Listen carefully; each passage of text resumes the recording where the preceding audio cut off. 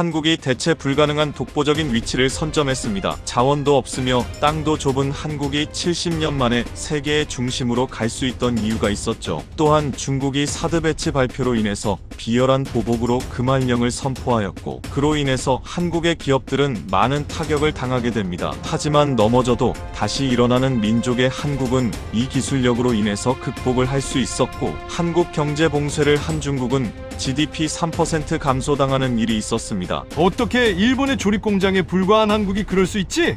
한국을 비하하던 하버드와 도쿄대 교수들조차 감탄을 하였고, 한국이 12시간만 멈추면 1560조 원에 달하는 손실을 줄 수 있다고 합니다.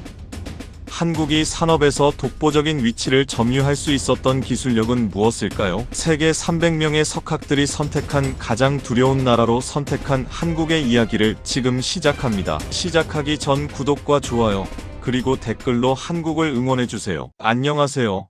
저는 독일 프라운호퍼 연구소 선임 반도체 분석가 마르쿠스 슈나이더입니다. 저는 지난 20년간 유럽 반도체 산업 정책을 자문해왔습니다. 인피니언, ASML 같은 유럽 반도체 기업들과 함께 일했죠. 유럽 반도체 주권 확보 프로젝트의 핵심 참여자이기도 합니다. 20년간 한 가지 신념으로 일해왔습니다. 유럽은 세계 최고의 기술력을 가지고 있고, 우리가 마음먹으면 무엇이든 만들 수 있다는 것. 회의장은 이미 50명이 넘는 인원으로 가득 차 있었습니다. 독일 경제부 차관, 프랑스 산업부 국장, 네덜란드 무역부 고위 관료들, 그리고 유럽 주요 기업 최고 경영자들까지 모였습니다. 폭스바겐 최고 기술 책임자 클라우스 밀러가 앞줄에 앉아 있었습니다. 벤츠 전략 담당 임원 장 피에르 뒤봉도 보였습니다. 의제는 단 하나였습니다. 유럽 반도체 공급망 위기 대응 방안. 유럽연합 산업 담당 집행위원 티에리 브루통이 강단에 올랐습니다. 프랑스 출신의 이 관료는 유럽 디지털 주권을 외치는 강경파로 유명했죠. 신사숙녀 여러분, 브루통의 목소리가 회의장을 채웠습니다. 오늘 우리가 직면한 상황은 매우 심각합니다. 스크린에 그래프가 떠올랐습니다. 지난 분기 독일 자동차 생산량이 전년 대비 18% 감소했습니다. 프랑스는 14%,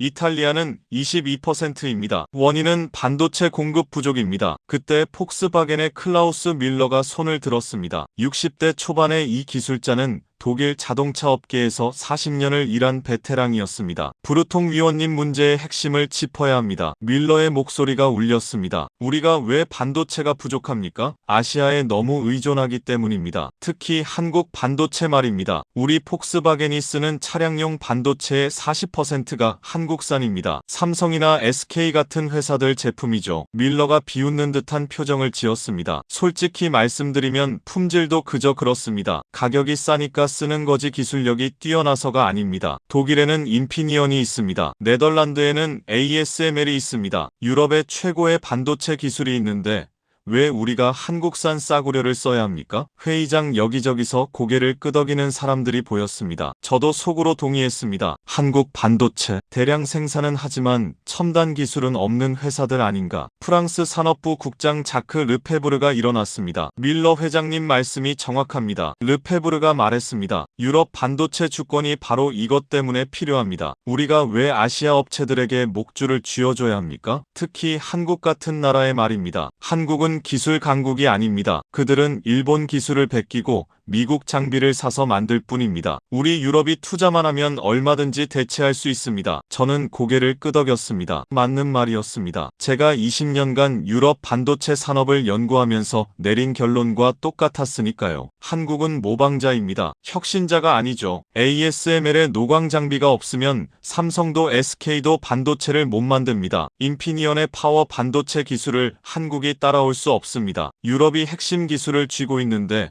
왜 한국을 두려워해야 합니까? 브루통이 새로운 슬라이드를 띄웠습니다. 현재 유럽의 반도체 생산 능력은 세계 시장의 8%입니다. 미국이 12%, 대만이 22%, 한국이 21%입니다. 한국이 유럽보다 3배 가까이 큰 생산 능력을 갖고 있다는 수치였습니다. 유럽 칩스 법안을 통해 430억 유로를 투자하기로 했습니다. 2030년까지 유럽의 점유율을 20%로 끌어올리겠습니다. 박수가 터져나왔습니다. 밀러가 다시 입을 열었습니다. 브루통 위원님, 하나 확실히 합시다. 한국은 우리의 파트너입니다. 하지만 절대 우리보다 위가 아닙니다. 유럽 칩스 법안이 성공하면 5년 후에는 한국이 필요 없어집니다. 그때까지만 참는 겁니다. 박수가 터졌습니다. 저도 손뼉을 쳤습니다. 그래야 합니다. 5년만 버티면 됩니다. 회의가 끝나고 저는 회의장을 나섰습니다. 브뤼셀의 차가운 바람이 얼굴을 때렸습니다. 주머니에서 스마트폰을 꺼냈습니다. 삼성 갤럭시였습니다. 화면을 켜며 생각했습니다. 이 안에 들어간 반도체들 대부분 한국산이겠죠. 유럽산은 거의 없을 겁니다. 밀러는 한국 반도체를 싸구려라고 했습니다. 르페브르는 한국을 모방자라고 했습니다. 저도 20년간 그렇게 생각해왔습니다. 하지만 정말 그럴까요? 싸구려가 어떻게 유럽 공장을 멈출 수 있습니까? 독일 뮌헨 프라운호퍼 연구소 제 사무실에 앉아 있었죠. 책상 위에는 유럽 반도체 산업 보고서 초안이 놓여 있었습니다. 하지만 키보드에 손을 댈 수가 없었습니다. 브뤼셀 회의에서 들었던 말들이 계속 머릿속을 맴돌았기 때문입니다. 한국 반도체는 싸구려다. 5년이면 유럽이 대체할 수 있다. 정말 그럴까요? 저는 컴퓨터 화면을 켰습니다. 20년간 이 데이터를 분석해왔지만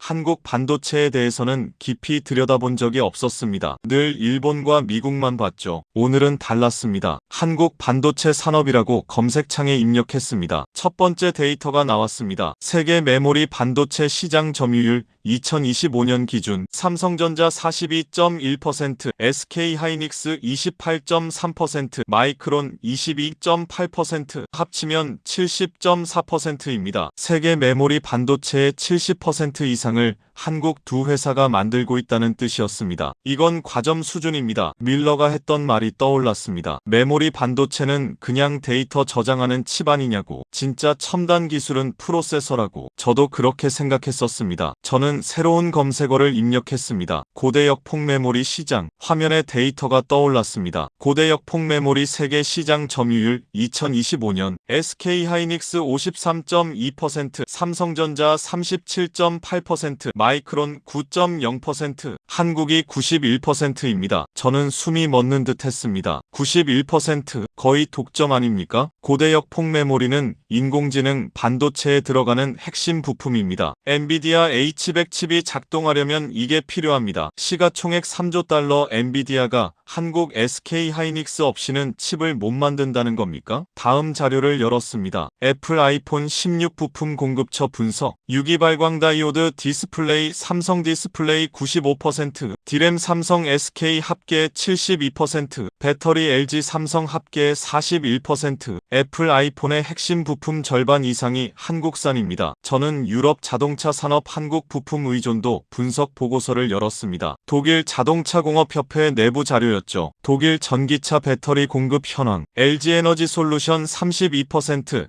삼성 SDI 18%, SK온 9%, 한국 합계 59%, 차량용 디스플레이 한국 합계 47%, 차량용 반도체 한국 합계 40%. 손이 떨렸습니다. 독일 자동차 산업이 한국 부품에 이렇게 의존하고 있었다고요? 브뤼셀 회의에서 밀러가 했던 말이 떠올랐습니다. 한국산은 싸구려라고, 가격 때문에 쓴다고. 하지만 숫자는 다른 이야기를 하고 있었습니다. 시장 점유율 70%, 90%. 이건 기술력이 뒷받침되지 않으면 불가능한 점유율입니다. 저는 삼성전자 반도체 연구개발 투자액을 검색했습니다. 2024년 기준 연간 28조 원, 유로로 200억 유로입니다. 인피니언은 19억 유로, 삼성이 10배 이상 많이 투자하고 있었습니다. 한국 기업들이 이렇게 연구개발에 쏟아붓고 있다면 이건 더 이상 모방이 아니지 않습니까? 그때 사무실 문이 열렸습니다. 제 동료 슈테판 베버 박사가 들어왔습니다. 마르쿠스 보고서는 어떻게 되어가나? 슈테판 자네 한국 반도체에 대해 얼마나 알고 있나? 메모리 반도체 잘 만드는 회사들이지. 저는 화면을 돌려 보여줬습니다. 이걸 보게. 고대역 폭메모리 시장 점유율 한국이 91%야. 베버의 눈이 커졌습니다. 91%라고? 엔비디아 인공지능 칩이 작동하려면 이게 필요해. 그런데 그걸 한국이 거의 독점하고 있어. 나도 몰랐네. 20년간 유럽 반도체를 연구하면서 한국은 제대로 안 봤어. 그냥 일본 아류 정도로 생각했지. 베버가 애플 부품 공급 현황을 봤습니다. 디스플레이 95%가 삼성이라고? 슈테판 우리가 착각하고 있었던 것 같아. 브뤼셀 회의에서 다들 한국을 싸구려라고 했어. 5년이면 대체할 수 있다고. 하지만 이 숫자들을 보면 그게 아니야. 한국은 세계 공급망의 핵심이야. 메모리 70%,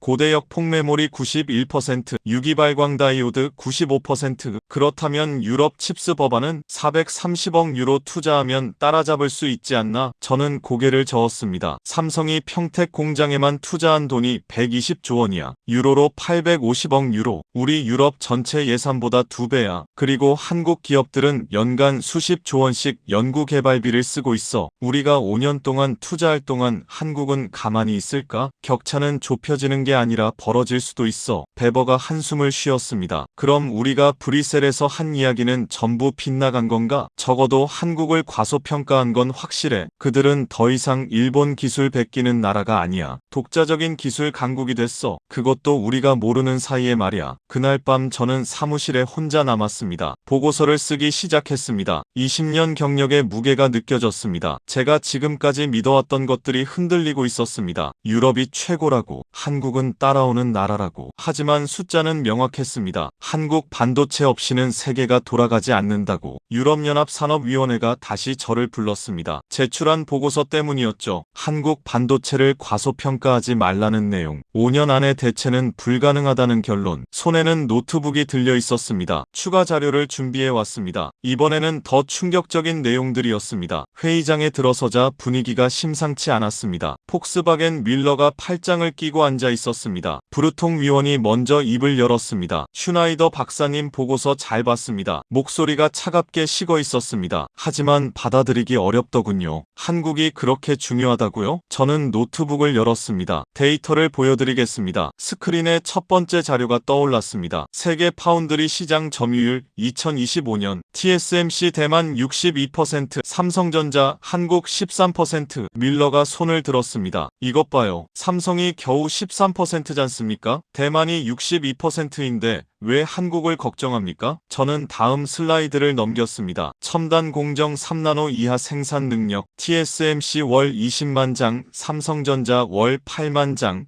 기타 영장. 첨단 공정은 대만과 한국 두 나라만 가능합니다. 유럽은 없습니다. 미국도 없습니다. 그리고 더 중요한 사실이 있습니다. 2024년 삼성전자 파운드리 수율이 처음으로 TSMC를 따라잡았습니다. 3나노 공정 수율 삼성 78%, TSMC 79%, 격차가 1%입니다. 저는 심호흡을 했습니다. 대만에 문제가 생기면 어떻게 됩니까? 중국이 대만을 압박하고 있습니다. TSMC가 멈추면 세계 반도체 공급의 62%가 사라집니다. 그때 대안은 단 하나입니다. 삼성 파운드리, 한국입니다. 뮬러의 얼굴이 굳어졌습니다. 대만 리스크가 현실화되면 한국이 유일한 선택지가 된다는 겁니까? 정확합니다. 첨단 반도체를 만들 수 있는 나라가 대만과 한국 두 곳뿐입니다. 대만이 흔들리면 한국의 협상력은 하늘을 찌릅니다. 유럽은 한국의 무릎을 꿇어야 합니다. 부르통이 손을 들었습니다. 인텔이 있지 않습니까? 저는 자료를 띄웠습니다. 인텔 3나노 공정 목표 2026년 양산.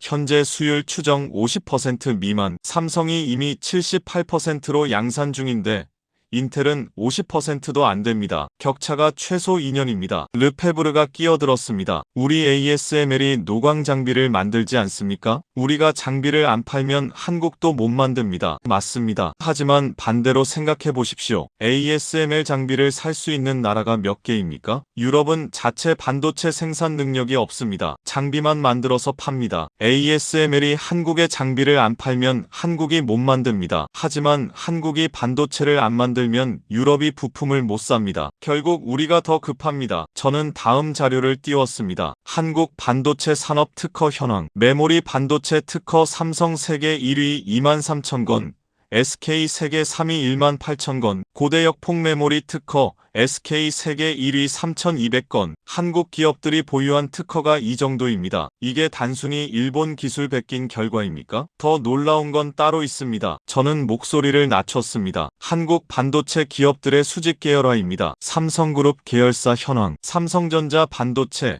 삼성 디스플레이 화면, 삼성전기 부품, 삼성 SDI 배터리. 한 그룹이 반도체부터 디스플레이, 배터리까지 전부 합니다. SK도 마찬가지입니다. 삼성이 스마트폰을 만들 때 필요한 부품을 자체 조달합니다. 연구개발도 공유합니다. 이런 구조를 가진 기업이 세계에 몇 개나 됩니까? 유럽에는 없습니다. 미국에도 없습니다. 한국만 가능합니다. 저는 마지막 자료를 띄웠습니다. 그리고 이건 아직 공개되지 않은 정보입니다. 제 목소리가 떨렸습니다. 한국 정부가 추진 중인 프로젝트가 있습니다. 반도체 메가 클러스터 구축 계획. 경기도 용인과 평택에 세계 최대 반도체 단지를 만듭니다. 투자 규모 300조 원, 2030년 완공 목표. 회의장이 술렁였습니다. 유로로 2100억 유로입니다. 우리 유럽 칩스 법안 430억 유로의 5배입니다. 이게 완성되면 한국이 반도체 공급망 전체를 장악합니다. 설계부터 제조, 패키징, 테스트까지 한 곳에서 해결합니다. 리드 타임이 절반으로 줄어듭니다. 비용이 30% 감소합니다. 그게 4년 후입니다. 우리 유럽 칩스 법안도 2030년 목표 아닙니까? 같은 해에 한국은 우리보다 5배 큰 투자로 완성된 클러스터를 가동합니다. 우리는 어떻게 경쟁합니까? 회의장이 얼어붙었습니다. 뮬러는 아무 말도 하지 못했습니다. 저는 노트북을 덮었습니다. 한국은 우리가 생각했던 것보다 훨씬 강합니다. 그리고 훨씬 빠릅니다. 우리가 5년 동안 계획을 세우는 동안 한국은 실행했습니다. 격차는 좁혀지는 게 아니라 벌어지고 있습니다. 유럽연합 회의가 끝나고 사무실로 돌아왔습니다. 한국 반도체 메가 클러스터 300조 원 투자. 그 숫자가 계속 머릿속을 맴돌았습니다. 책상에 앉아 추가 자료를 찾기 시작했습니다. 한국이 준비하고 있는 게 정말 이게 다일까요? 검색창에 한국 반도체 차세대 기술을 입력했습니다. 화면에 자료가 쏟아졌습니다. 한국과학기술정보통신부 보도자료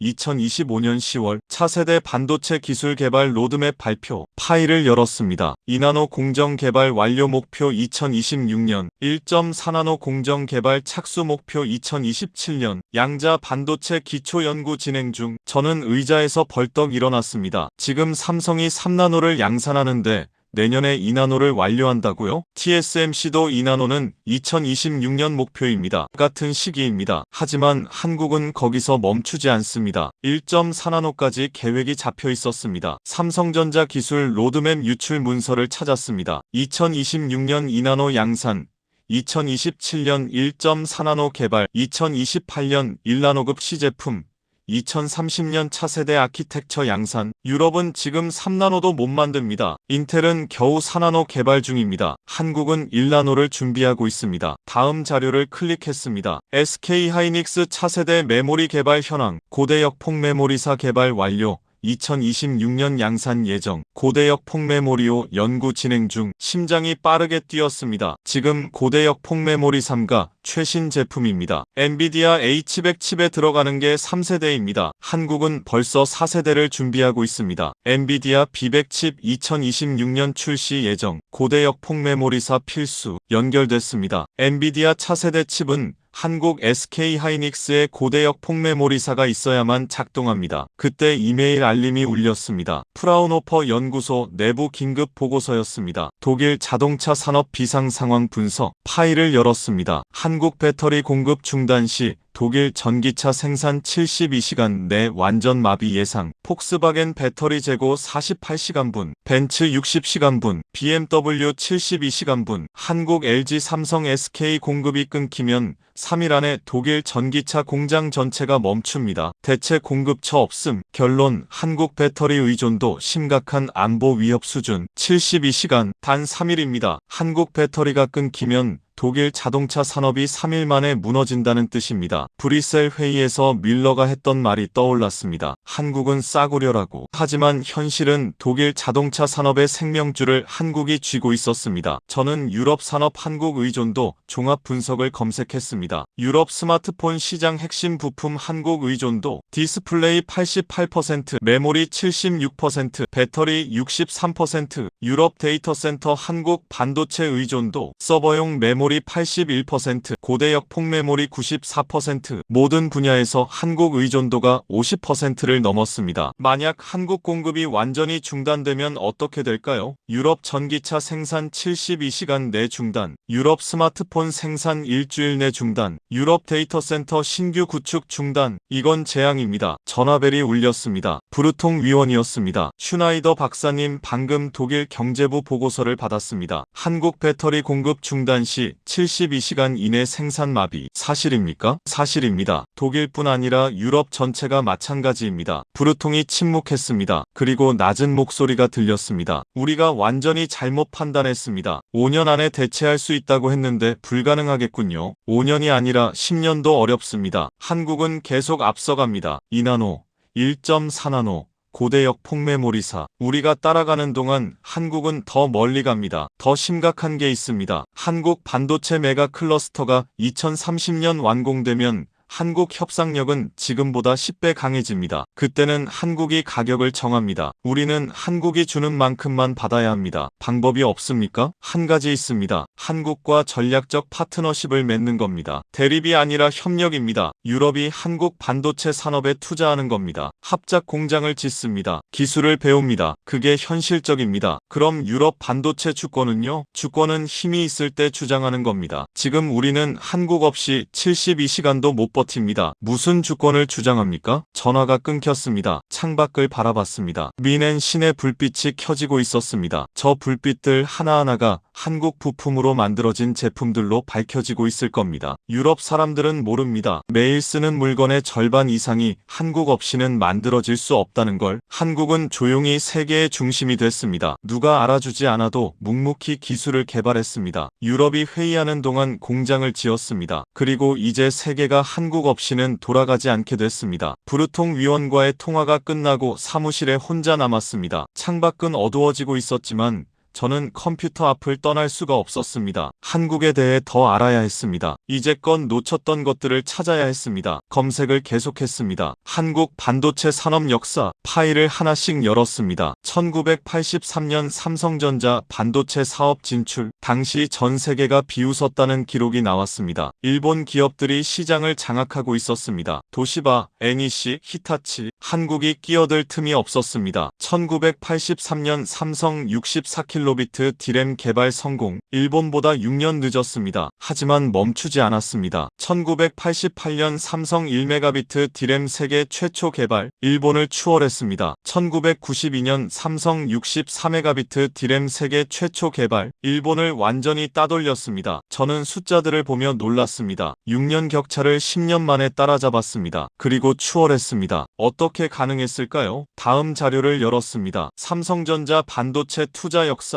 1983년부터 2025년까지 누적 투자액 580조 원, 유로로 4,100억 유로입니다. 40년 동안 쉬지 않고 투자했습니다. 1997년 아시아 금융위기 때도 투자했습니다. 2008년 세계 금융위기 때도 투자했습니다. 2020년 팬데믹 때도 투자했습니다. SK하이닉스 자료도 찾았습니다. 1983년 현대전자 반도체 사업 시작, 2001년 LG반도체 인수 합병, 2012년 SK하이닉스로 사명 변경, 누적 투자액 320조 원, 두 회사 합치면 900조 원입니다. 유로로 6,300억 유로입니다. 유럽 칩스 법안 430억 유로의 15배입니다. 40년간 15배를 투자했습니다. 저는 키보드에서 손을 떼고 생각했습니다. 이게 한국의 비밀이었습니다. 끈질긴 투자, 멈추지 않는 도전. 전화벨이 다시 울렸습니다. 이번에는 독일 경제부 차관이었습니다. 슈나이더 박사님, 긴급 회의를 소집하려고 합니다. 내일 베를린으로 와주실 수 있습니까? 한국 문제를 논의해야 합니다. 알겠습니다. 제가 자료를 준비하겠습니다. 전화를 끊고 저는 프레젠테이션을 만들기 시작했습니다. 독일 정부에 보여줄 자료였습니다. 한국 반도체가 얼마나 중요한지, 유럽이 얼마나 의존하고 있는지. 다음날 베를린 경제부 회의실은 긴장감으로 가득했습니다. 경제부 차관, 산업부 국장, 자동차공업협회 회장, 전기전자협회 회장, 독일 산업계 핵심 인사들이 모였습니다. 저는 노트북을 연결하고 프레젠테이션을 시작했습니다. 신사숙녀 여러분, 오늘 보여드릴 내용은 충격적일 겁니다. 하지만 현실입니다. 첫 번째 슬라이드를 띄웠습니다. 독일 산업 한국 의존도 현황, 자동차 산업, 전기차 배터리 한국 의존도 59%, 차량용 반도체 한국 의존도 40%, 차량용 디스플레이 한국 의존도 47%, 공급 중단 시 72시간 내 생산 마비. 회의실이 조용해졌습니다. 전기전자 산업, 스마트폰 핵심 부품 한국 의존도 평균 78%, 가전제품 핵심 부품 한국 의존도 평균 63%, 산업용 반도체 한국 의존도 48%, 자동차공업협회 회장이 손을 들었습니다. 박사님, 대체 공급처는 없습니까? 저는 다음 슬라이드를 넘겼습니다. 대체 공급처 분석. 중국 배터리, 유럽 탄소 규정 미달, 일본 배터리 공급 여력 부족, 미국 배터리 가격 한국 대비 1.8배, 대만 반도체 지정학적 리스크 높음, 유럽 자체 생산 2030년까지 불가능, 결론 단기 대체 불가능. 회장의 얼굴이 창백해졌습니다. 산업부 국장이 끼어들었습니다. 그럼 우리가 한국의 인질로 잡힌 겁니까? 저는 심호흡을 했습니다. 인질이라는 표현은 적절하지 않습니다. 하지만 의존도가 위험 수준인 건 맞습니다. 다음 슬라이드를 띄웠습니다. 한국 반도체 산업 미래 계획. 2026년 2나노 공정 양산, 2027년 1.4나노 공정 개발, 2028년 1나노급 시제품, 2030년 반도체 메가 클러스터 완공, 투자 규모 300조 원, 경제부 차관이 중얼거렸습니다. 300조 원이면 우리 예산의 5배입니다. 맞습니다. 저는 고개를 끄덕였습니다. 한국은 유럽보다 5배 많은 돈을 투자합니다. 그리고 더 빠르게 움직입니다. 우리가 계획하는 동안 한국은 실행합니다. 우리가 회의하는 동안 한국은 공장을 짓습니다. 격차는 좁혀지는 게 아니라 벌어집니다. 저는 마지막 슬라이드를 띄웠습니다. 한국 반도체 40년 역사. 1983년 일본보다 6년 뒤처짐, 1988년 일본 추월, 1992년 세계 1위, 2025년 세계 시장 70% 장악, 누적 투자 900조 원.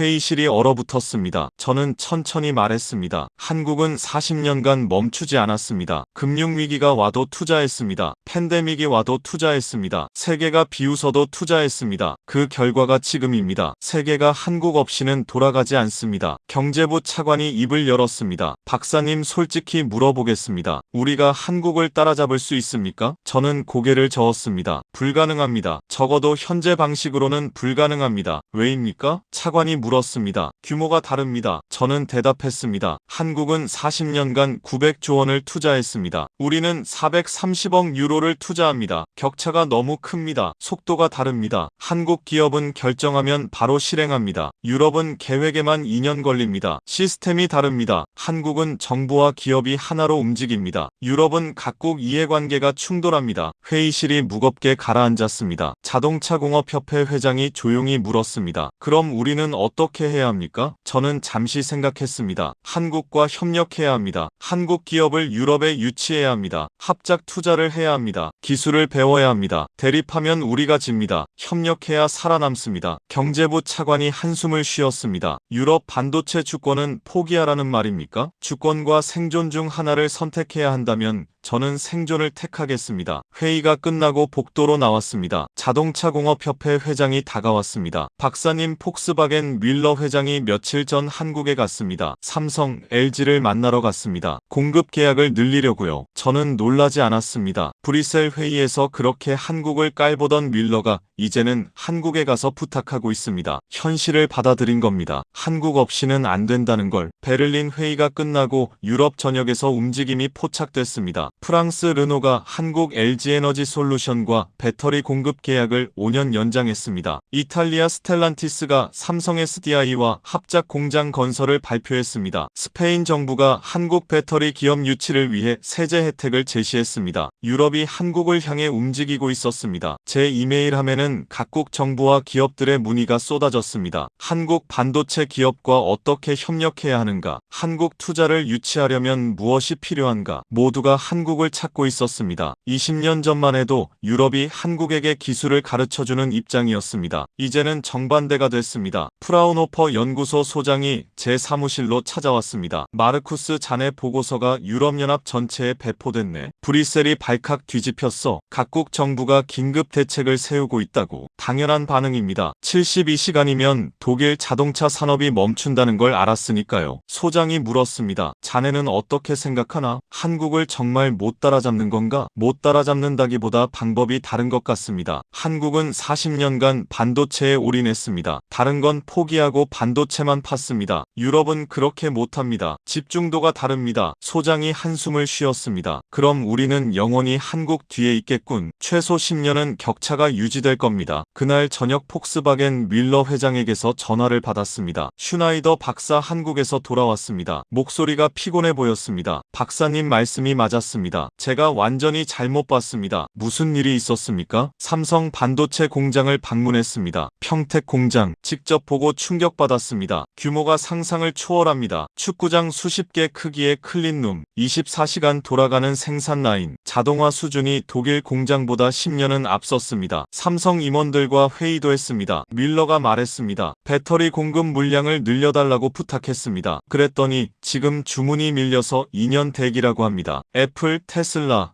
BMW 주문이 산더미입니다. 폭스바겐 순서는 한참 뒤라고 합니다. 저는 가격을 20% 더 주겠다고 했습니다. 그래도 안 된답니다. 생산 능력이 한계라고. 2027년 신규 라인이 완성되면 그때 가능하다고 합니다. 뮬러의 목소리가 떨렸습니다. 박사님, 제가 한국한테 구걸했습니다. 브뤼셀 회의에서는 한국을 싸구려라고 했는데 이제는 구걸하고 있습니다. 창피합니다. 하지만 어쩔 수 없습니다. 한국 배터리 없으면 폭스바겐 전기차를 못 만듭니다. 회사가 위험합니다. 회장님, 현실을 받아들이신 겁니다. 그게 용기입니다. 뮬러가 한숨을 쉬었습니다. 용기라기보다 굴복입니다. 하지만 살아남으려면 굴복해야죠. 브뤼셀에서 다시 회의가 소집됐습니다. 이번에는 유럽연합 정상급 회의였습니다. 각국 경제장관들이 모였습니다. 저는 자문으로 참석했습니다. 브루통 위원이 회의를 열었습니다. 슈나이더 박사 보고서를 모두 읽으셨을 겁니다. 한국 문제는 더 이상 미룰 수 없습니다. 오늘 결정을 내려야 합니다. 독일 경제장관이 먼저 입을 열었습니다. 우리 독일은 현실을 인정합니다. 한국 없이 우리 산업이 돌아가지 않습니다. 대립할 게 아니라 협력해야 합니다. 저는 한국 정부에 제안하겠습니다. 독일의 반도체 공장을 지어달라고. 세제 혜택과 부지를 제공하겠습니다. 프랑스 장관이 고개를 끄덕였습니다. 프랑스도 같은 입장입니다. 르노와 푸조가 한국 배터리 없이는 전기차를 못 만듭니다. 저희도 한국 배터리 기업 유치를 추진하겠습니다. 이탈리아와 스페인 장관도 동의했습니다. 네덜란드 장관만 조용히 앉아 있다가 입을 열었습니다. 여러분, 우리가 지금 뭘 하고 있는 겁니까? 유럽 반도체 주권은 어디 갔습니까? 이제 한국한테 공장 지어달라고 구걸합니까? 독일 장관이 대답했습니다. 주권도 중요하지만 생존이 먼저입니다. 지금 우리 자동차 산업이 72시간이면 멈춥니다. 이론 말고 현실을 봐야 합니다. 브루통 위원이 끼어들었습니다. 우리에게 시간이 없습니다. 유럽 칩스 법안이 성과를 내려면 최소 10년 걸립니다. 한국과 협력하면서 동시에 자체 역량을 키워야 합니다. 네덜란드 장관이 한숨을 쉬었습니다. 알겠습니다. 하지만 씁쓸합니다. 유럽이 한국한테 이렇게 무릎을 꿇는 날이 올 줄 몰랐습니다. 회의가 끝나고 브루통 위원이 저를 불렀습니다. 슈나이더 박사, 한국은 대체 어떤 나라입니까? 저는 잠시 생각했습니다. 한국은 불가능을 가능으로 만드는 나라입니다. 1953년 전쟁 폐허에서 시작해서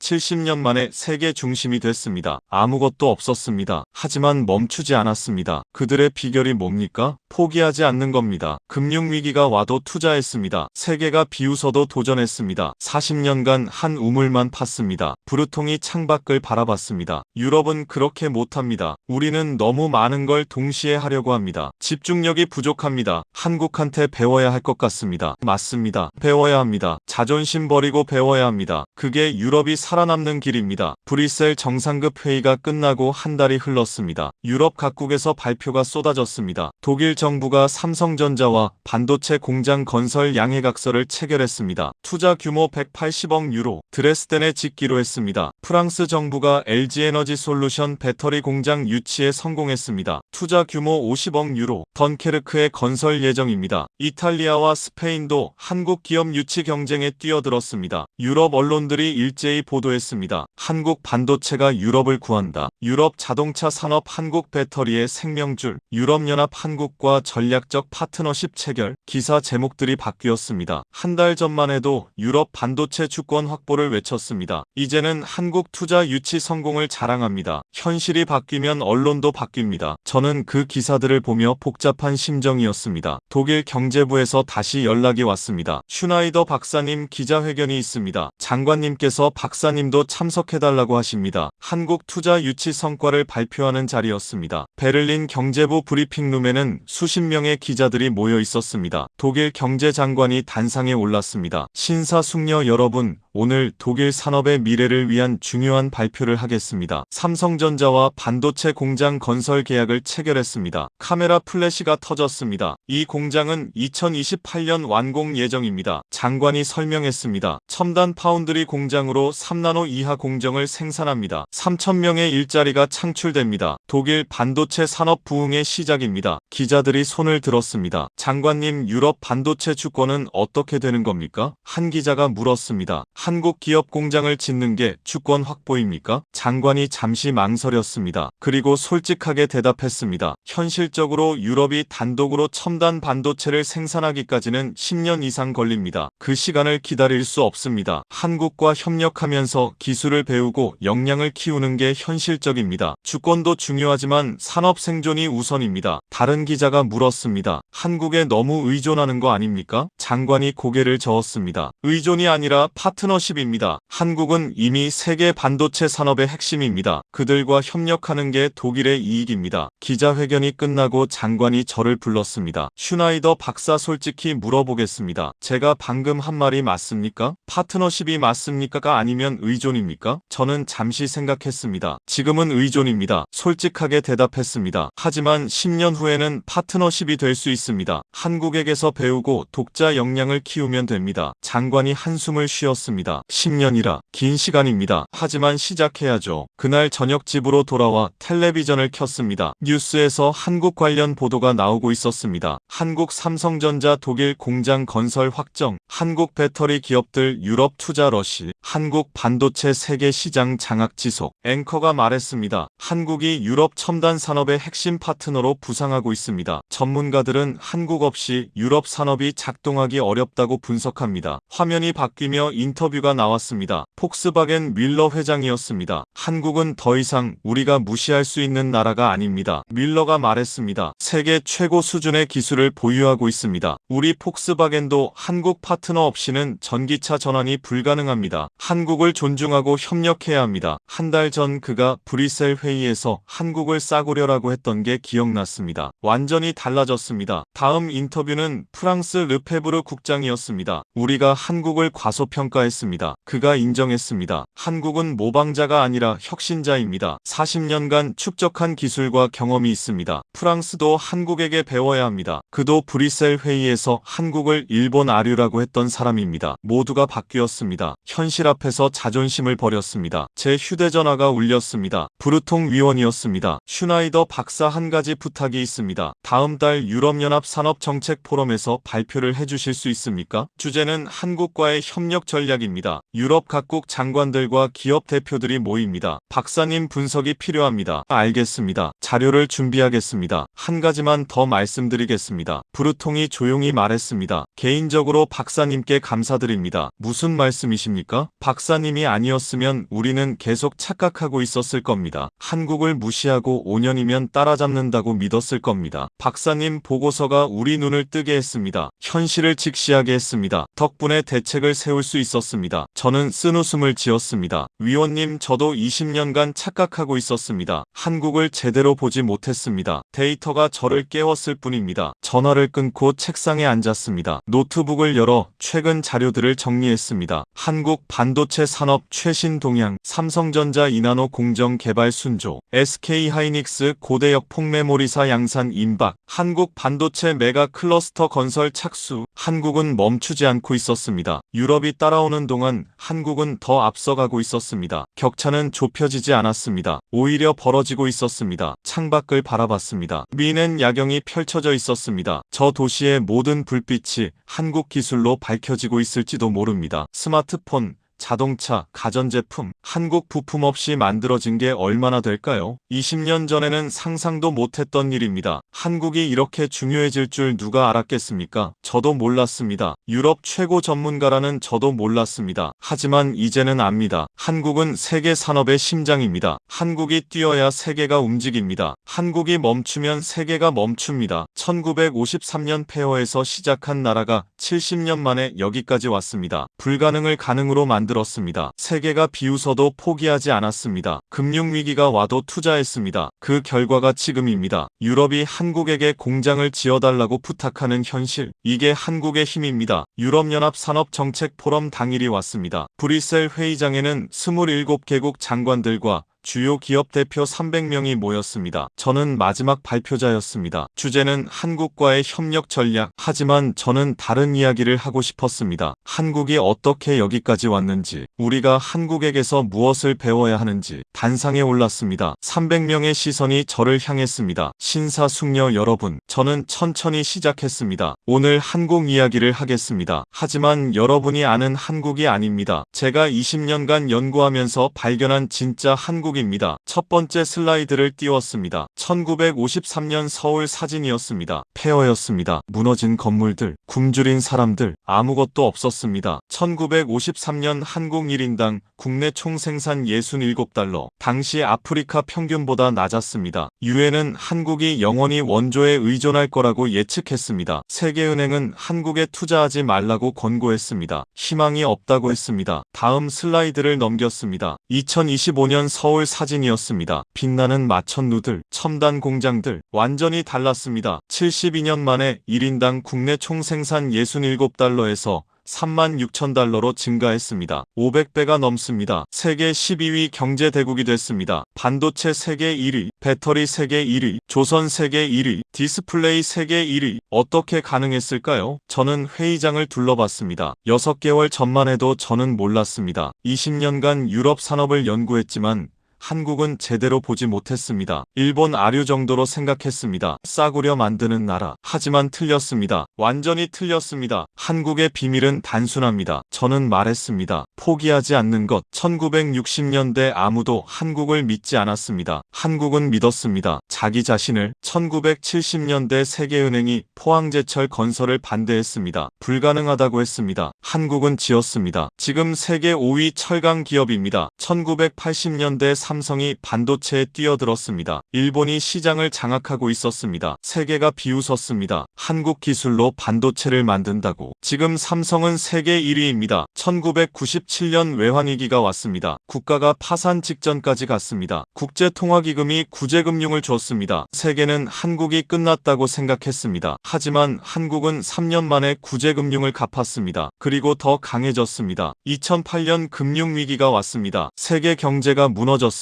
한국 기업들은 투자를 늘렸습니다. 위기를 기회로 만들었습니다. 2020년 팬데믹이 왔습니다. 세계가 멈췄습니다. 한국 공장은 돌아갔습니다. 오히려 시장 점유율을 높였습니다. 이게 한국입니다. 저는 목소리를 높였습니다. 넘어져도 일어납니다. 실패해도 다시 도전합니다. 세계가 불가능하다고 해도 해냅니다. 40년간 반도체에 900조 원을 투자했습니다. 한 번도 멈추지 않았습니다. 그 결과 세계가 한국 없이는 돌아가지 않게 됐습니다. 회의장이 조용했습니다. 여러분, 저는 천천히 말했습니다. 우리 유럽이 한국에게 배워야 할 게 뭘까요? 기술입니까? 아닙니다. 기술은 배울 수 있습니다. 돈입니까? 아닙니다. 유럽에도 돈은 있습니다. 한국에게 배워야 할 건 정신입니다. 포기하지 않는 정신, 불가능을 가능으로 만드는 정신, 40년간 한 우물을 파는 집중력, 위기를 기회로 만드는 도전 정신, 이게 한국을 만들었습니다. 저는 마지막 슬라이드를 띄웠습니다. 한국 반도체 공장 야경이었습니다. 불을 환하게 밝히고